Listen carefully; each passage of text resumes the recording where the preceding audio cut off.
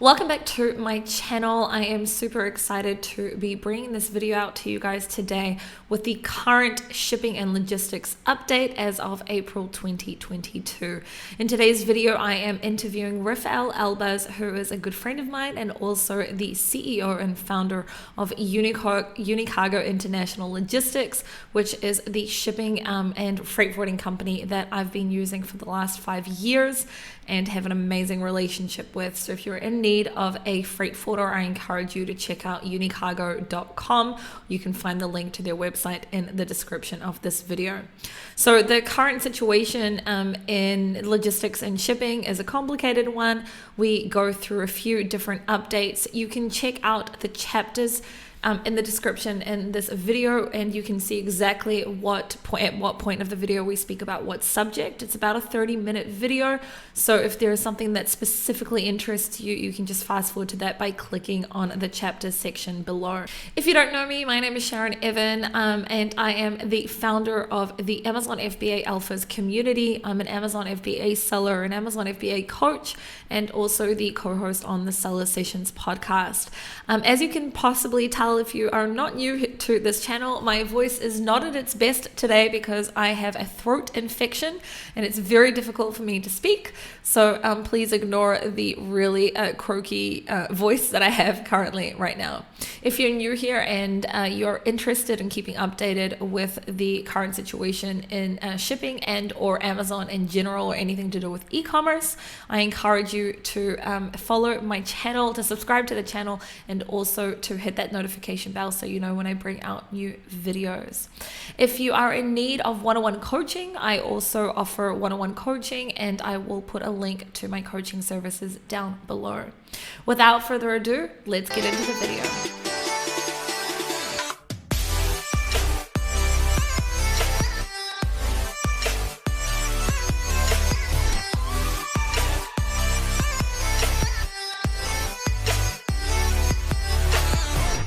I am so happy to finally have the one and only, my good friend, Refael Elbaz, the CEO of Unicargo, back. How are you doing, Refael? Hey, Sharon, how are you? I'm doing fine, thank you. How are you doing? I'm doing good. I'm a little bit sick, as you already know, so we'll just let everyone know I have a throat infection, so I have this very sexy voice right now. I'm joking, obviously. We have a lot to go through today. I made a whole, before we started, I asked you a lot of questions. So we're going to go through today an update on supply chain and logistics, more logistics, because that's your field of things. For anyone who, for whatever reason, doesn't know you, can you give a really quick intro for who you are and what Unicargo is about, and then we'll start. Yeah, so my name is Refael. I'm the founder of Unicargo. Unicargo is a company I founded back in 2015. We are a freight forwarding company who dedicated and mainly dealing with e-commerce businesses, entrepreneurs, or what we like to call it here, basically companies who sell physical products online. I've been working with Unicargo for a long time, and I also consider you and I are also friends beyond that. But the thing about Unicargo specifically is that you guys are very customer driven, like your people before your service providers. You know, you care a lot about each and every one of your customers, and I think that's what differentiates you from many other forwarders out there.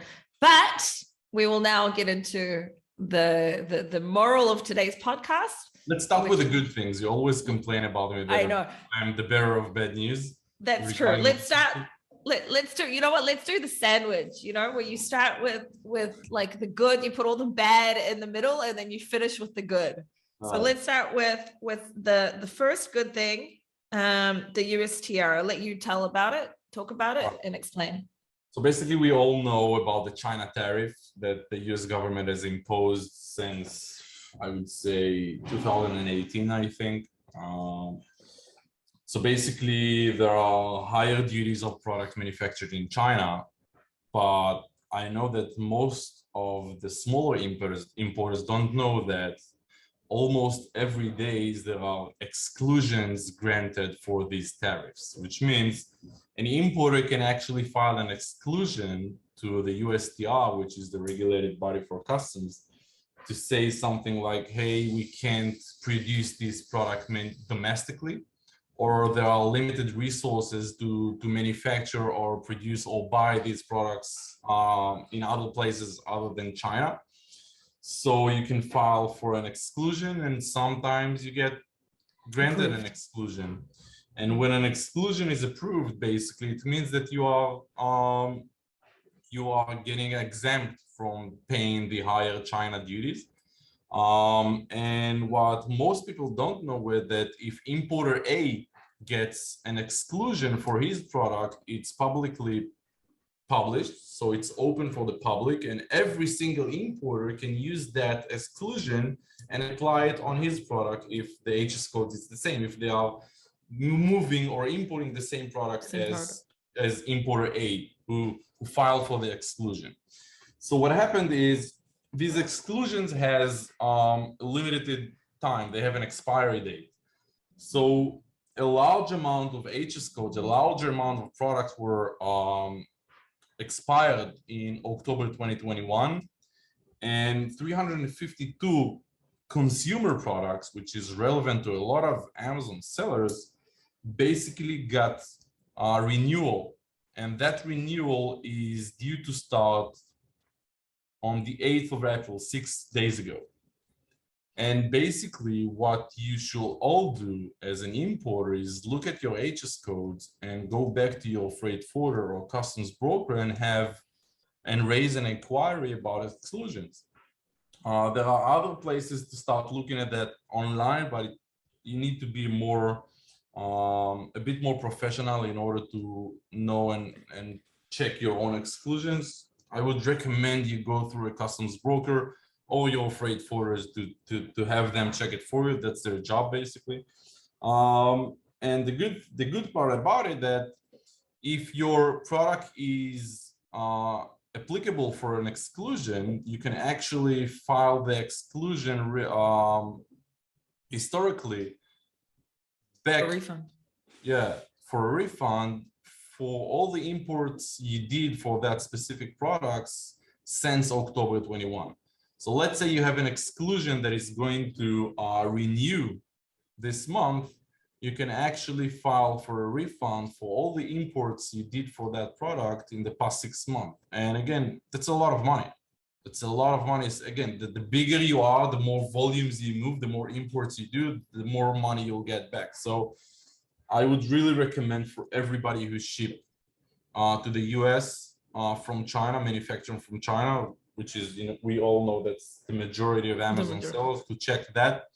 On a side note, it's very important to understand that if you ship consolidated freight, or what you know as DDP, and you are not the importer of record, which you are not on a DDP product, you can't file for an exclusion because you're not the importer of record. You're not anywhere on file on that import, so you can't really file for a refund. So if you ship on a traditional product, or what we call like a regular LCL or regular FCL or regular F rate, and you are the importer of record, then you can file for an exclusion.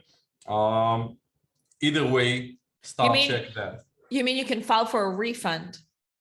File for a refund. You're talking about the refund. You're the importer of record, you can file for a refund. For a refund. And if you're not, you're not the importer of record. Yeah, but whether you're whether you're the importer of record or not, you'll still have the exclusion, meaning the tariffs will change here onwards, right? Yeah. Okay, so that is really great news for anyone that's on the list of those 352 products. Yeah, and even besides that 352 products, it's very important to people understand that there are exclusions. So even if you have Trump duties applicable to your products, you still need to check that every couple of months to see if there are changes around that, or something happened, or if you didn't file for an exclusion, you are granted for an exclusion, you can get a lot of refunds back historically. So that's a very, very important thing to know for people. We have on our website a Trump tariff calculator where you can actually put your HS code and know instantly if your product is having Trump duties on it. Just Google Unicargo Trump tariff, and you'll see like a small nice widget when you put your HS code and you see what Trump duty is applicable on your product. Then you go back to your broker and then start looking for exclusions on these type of products. So how to handle this situation specifically is to speak to your forwarder. In this case, for example, for me, it would be you, and to say, hey, I know about the new exclusion that's got renewed. Exclusion. Is my product a part of it? And if so, awesome. A, can I get a refund? No, if I can't, okay, at least I know here moving forward, I'm not going to pay the Trump tariffs.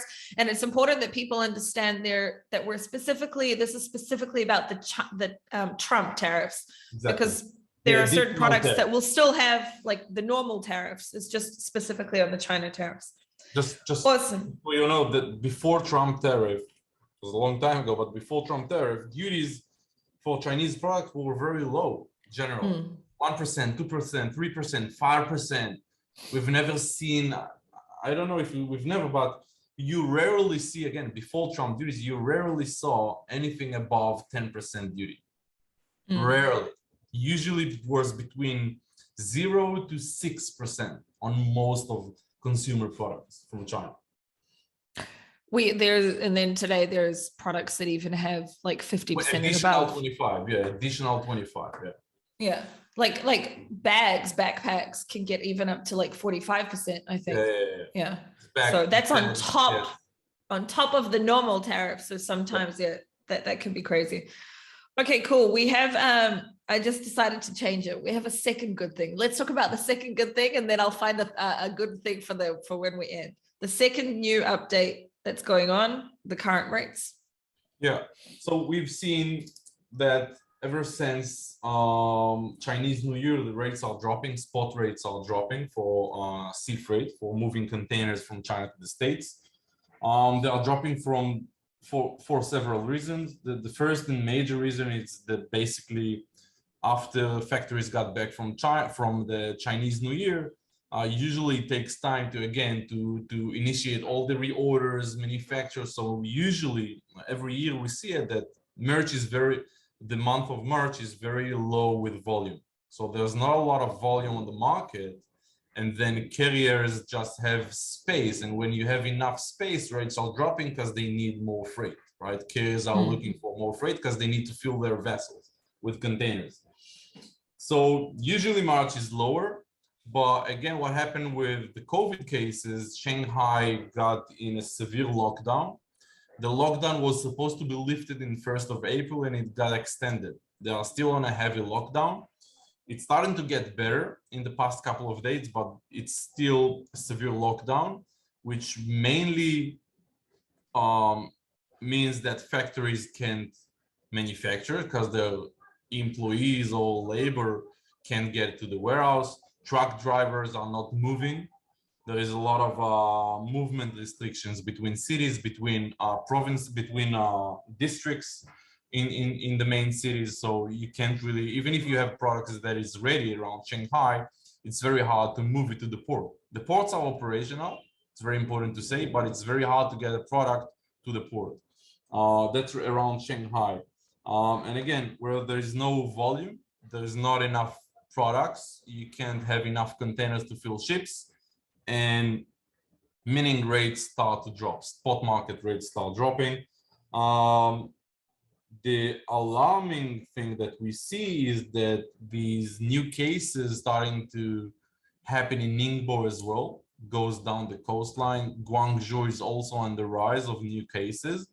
And you know, that's the bad thing. Let's focus on the good things. Yeah, let's talk about the good thing first. So what you're saying is currently sea rates are going down. So temporarily we are predicting that probably, I'm going to say the month of April, it's a good month. It's still going to be low, and we see rates for the second half of April are going to drop again.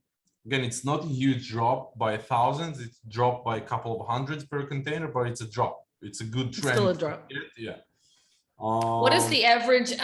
What is the average pricing currently for a container, full container from Ningbo, LA? That's the main indicate that we use Ningbo, Shanghai, LA. We're looking at around 8,500, 9,000. That's the range for containers right now. So moving back for a second to the lockdowns, I was just, as you were talking, I was looking at when on the 17th of March, I wrote a message to one of my sourcing agents, and then she was telling me, you know, Sharon, Shenzhen is currently in lockdown for a week.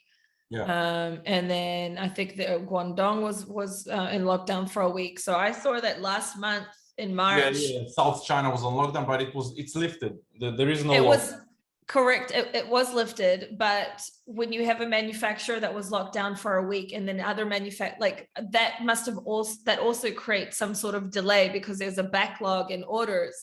Are you guys are you seeing that now there is, because of the lockdowns from last month on top of the lockdowns now, are you seeing though from the lockdowns of last month that there is a whole bunch of shipments trying to get out that you can't get out? Like what's happening with that? No. What's the market is still low on volume.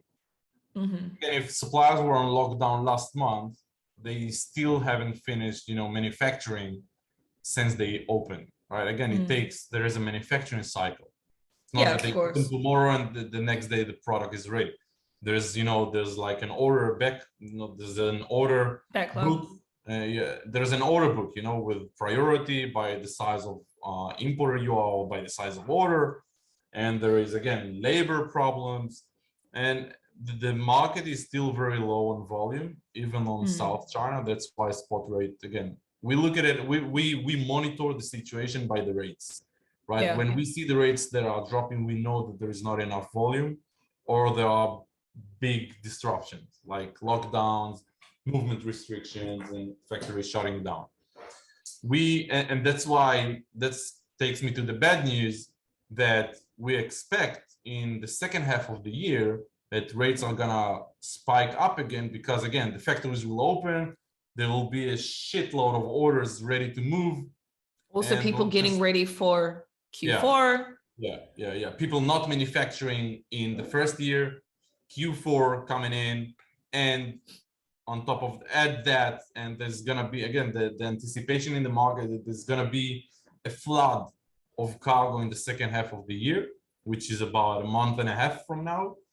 And which will cause for price increase again. It will cause demand to grow more than supply, and basically that brings you to a price goes up. And that's why we say that second half of the year, we're gonna see a price hike. We can't tell, or nobody knows by how much, but we're gonna see it happen. Don't forget Ukraine, Russia situation, fuel is getting higher and higher. Biden just signed, banning Ukrainian or Russian oil. Sorry. So we already see oil prices hiking. You all see it on the news. On a gas station in the States, prices are going through the roof. That's obviously affecting domestic trucking movements, costs. So trucking is going up again. But that's also affecting shipping lines, because shipping lines also use fuel, and that will also affect prices immediately, I guess. Okay, so we just talked about the lockdowns in China. You also just mentioned, which was going to be something that we spoke about as well, the Biden banning the Russian oil as well. So from what you're saying, April and May are good months to get stock out of China, because the prices are probably going to stay stable, and then we can expect. The question is if you can move, because lockdown and shit. Of course, and if you can, and then we expect from June onwards that it could happen in one go, it could happen slowly, but from June onwards, there's going to be an increase in. We expect it to be a week by week increase. Every week increase. Every week. Slight increase and a slight increase again. Which also means that people need to take into consideration when they're getting quotes as well for their cargo, that those quotes are not going to be, for 3 weeks or anything. They'll have an expiration date. They'll probably Exactly. adjust it every week, and don't wait for price to go down, because most likely it'll just go up and Up and not up. down. So don't wait with your shipment until something better comes in, because it'll It won't probably happen. just go up. We've seen that, last year and in 2020, that rates were going up every couple of days.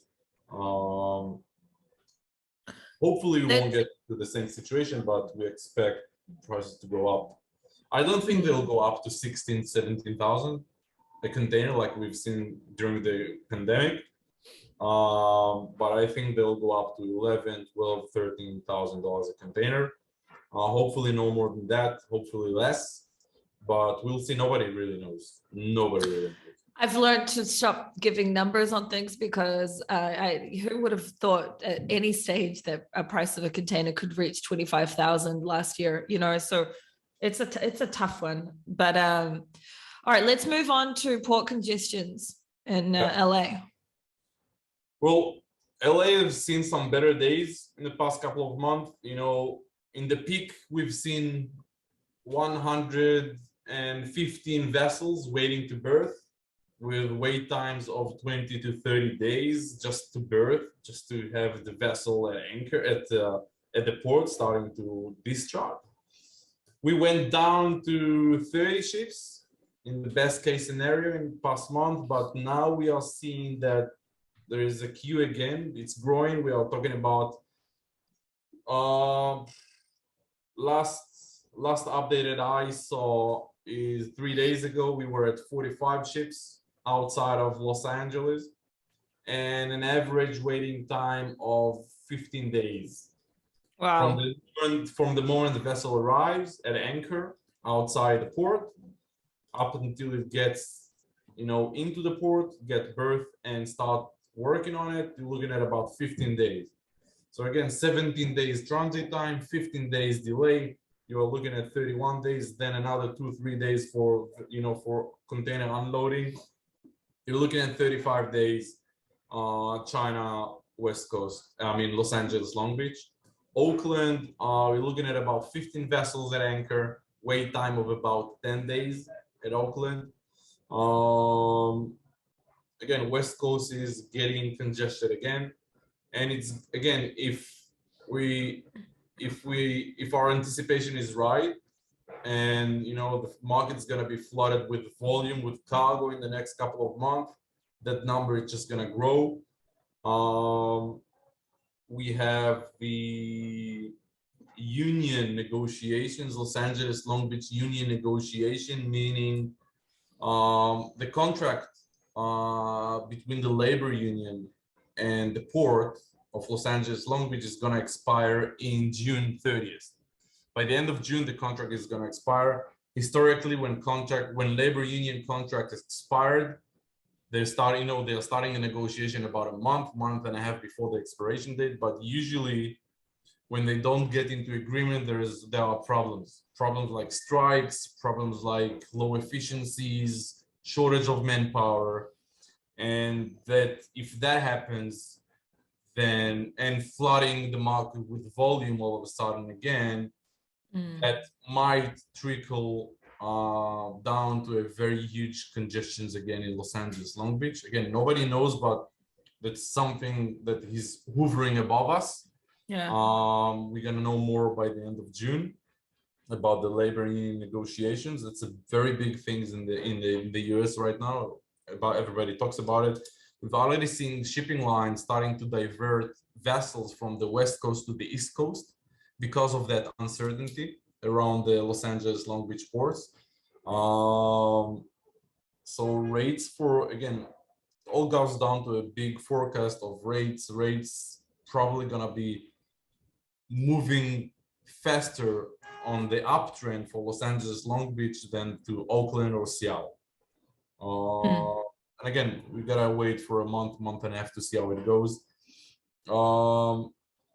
East Coast is getting, let's say New York have 8 vessels at anchor. Again, 2 days, according to data from 2 days ago, 8 vessels at anchor, 3 to 5 days waiting time for vessels to go into the port. Houston, we have about 10 days wait time. Charleston, there was a big problem there. We're looking about, again, 10-15 days dwell time, waiting time for vessels to get into the port from the moment they arrive. So US getting congested again. Ports are getting congested again, and there are big fears that Los Angeles Long Beach is going to go back to the worst days that we've seen, about 100, Wow. hundreds of vessels outside the port, and again waiting time of weeks and weeks just to get your vessel into the port and container unloaded. So, yeah. so what would be then our advice to the listeners on that? I mean, the logic is that means that the best advice I could give is you need to be kept updated on the situation, and if the market trend is going to be, you know, worst case in Los Angeles, try to divert cargo to the East Coast. We've seen shipping lines already doing it now. So again, you need to. But that will also, won't that then also cause congestion in the East Coast if everyone then starts diversion? I think part of the advice would also be that, and I hate saying this because not everyone can, but if you can and your products have enough history there, start making larger orders, because which is something we've seen a lot of people doing. Not everyone has the cash flow to do, but if historically your products do have that history, you know, that it makes sense. That's advice is very relevant for the past 2 years. Right? Of course, 100%. Prices are very high. You want to move as much as you can to get your unit cost as low as possible on a bigger shipment. Again, remember the rule of thumb in shipping is the bigger your order, the lower your cost per cost is going to be per unit. Basically, the smaller your order, the higher per unit cost you're going to have on the shipping. So yeah, I would say keep yourself updated, really updated on what's going on. Keep yourself updated on the spot market. I'll try to come talk to you every month. Situation. Gotta hold you to that. Try to keep yourself updated on what's going on. Congestion problem are a big fear right now. If you can ship, just ship as early as possible. Something I do to stay updated is I have a Google alert on sorry, my voice. I have Google alerts on certain words like supply chain, congestion, freight, and things like that, and I get daily emails. It's also a good way, just advice to the listeners, a good way to stay updated. And of course, I always say this, to build a relationship with your freight forwarder, but also when you have that kind of relationship, you could, 𝗓𝗓, your sister, was like my point of contact now mostly, and I often message her and ask for updates just so I know what's going on, as well, if I'm not shipping during that specific period of time. Yeah, that's very important. I was going to say, we'll do a really quick recap. We spoke about the USTR extension and how people from the 352 products can also get refunds, and also know that there will be a waive in some China exclusion, waive in some China tariffs. We spoke about sea rates temporarily going down. We spoke about port congestion, China lockdowns, the labor union, and how that can affect us in the next couple of months and cause even more congestion. And we very briefly spoke about the Bidon banning Russian oil, which also has an impact on trucking costs. Anything else you think that we need to add? No, I would say that's it. Just keep yourself updated. You'll be all right. Of course, it'll, it's every day. It's an adjustment, and it's an adjustment. Amazon just added new fees. I saw on your in my post. Yeah, they added but again, like, one thing I feel currently, I'm just trying to remember what they called it, fuel and inflation surcharges. They added 5% on Etsy just did it as well. Etsy also raised 5%. Yeah, I did see that Etsy did as well. So it's 5% though on the FBA fee. It's not 5% of the sale price, which some people thought it was. But one thing goes down, for example, shipping costs may go down, and then suddenly Amazon puts one thing up. It's just part of adjustments, and the whole world is going through it in every single field of business. So But I think Amazon sellers have been, kind of used to that in the past 2 years, with the craziness going on. So it's not new that the market is just changing very, very fast, and you have to adapt. We've been there. yeah.